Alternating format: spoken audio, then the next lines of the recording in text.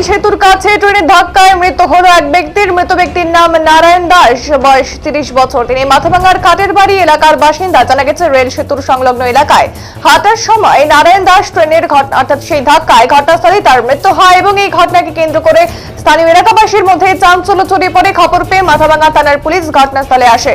Police মৃতদেহ উদ্ধার করে ময়নাতদন্তের জন্য মাথাভাঙা মর্গে পাঠিয়েছে। Porque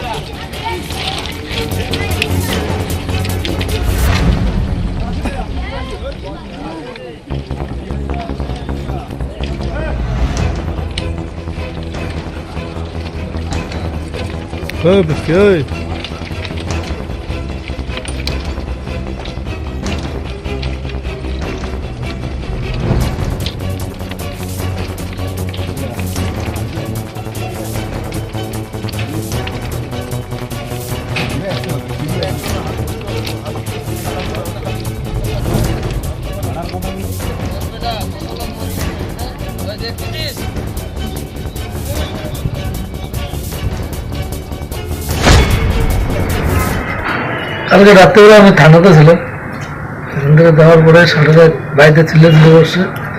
সকালবেলায় আবার আমি তো দোকান করতেছি, আমার দোকানের সামনে দিয়ে গেল। এখন কি করছে না করছে আমরা বলতে পারি না। তো যা কি দেখলি? দেখছে এলাকার লোকজন দেখছে, ওদিকে দেখে আমাকে ফোন করলো। আমি একটু বাইরে ছিলাম যে তোমার ভাই এরকম এসে সুইসাইড করছে। আমি বাড়িতে খবর দিলাম, যা দেখলো আমার বাড়ির লোকের।